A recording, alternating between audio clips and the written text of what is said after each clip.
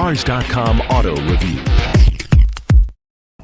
Hi, I'm Kelsey Mays for Cars.com, and I'm in the back seat of a $60,000 luxury sedan. I've got tons of headroom and legroom here. If I want to recline my seat, I can do that a few degrees. If I want even more legroom, I can move the front passenger seat forward a little bit as long as there's no one sitting there with these controls here. Heck, I can even raise the window on the opposite side with my own window switches here.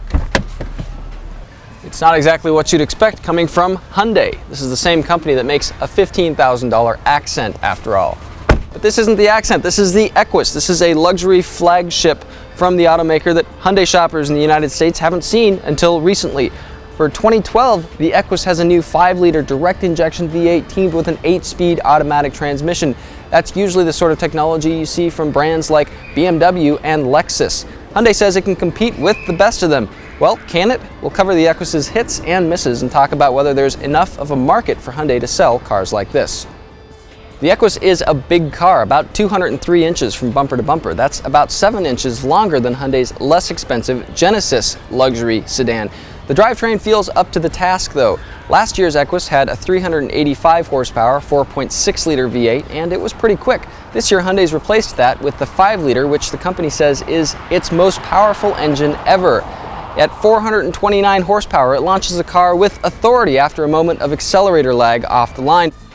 Ride quality is also very good. The Equus gets an adaptive air suspension with regular and sport modes. It filters out bumps quite well. Perhaps not as good as Mercedes' exceptional aromatic suspension, which is like driving on a friggin' cloud, but pretty comfortable.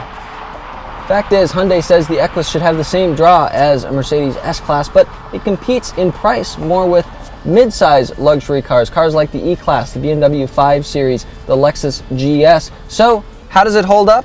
Well, pretty good in some areas. There is lots of eye candy. Stitched leather across the dashboard and along the steering wheel hub is pretty nice quality stuff. But there's a lot of fake metal going on here.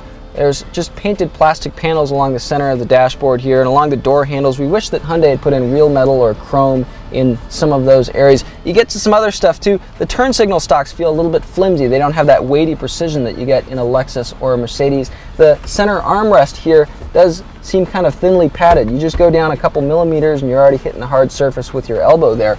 Now, a lot of European luxury cars have terrible cup holders, so it seems like Hyundai is taking a page out of that book. These are just too close together. We couldn't fit 2 large Starbucks beverages in there. Finally, there's a connection here to plug in your iPod or iPhone, but you can't stream music off of an iPhone, which ironically a lot of cheaper Hyundais allow for. These are all small issues, but if you're playing with the big guys, you gotta sweat the details. Still, the Equus drives well and comes loaded with standard features. Its biggest issue might be, well, that it's a Hyundai. Folks had trouble buying the Phaeton from Volkswagen because it was a $65,000 VW. Can they stomach a car that costs that much from Hyundai? Well, the automaker offers things like a personal valet for service appointments and even test drives, but how much interest is that really driven? Through the first half of 2012, Mercedes has sold about 3 S-Classes and 15 E-Classes for every Equus that Hyundai has moved. The drivetrain improvements amplify a car that has a lot of appeal, but I question whether there's enough of a market for a Hyundai at this price.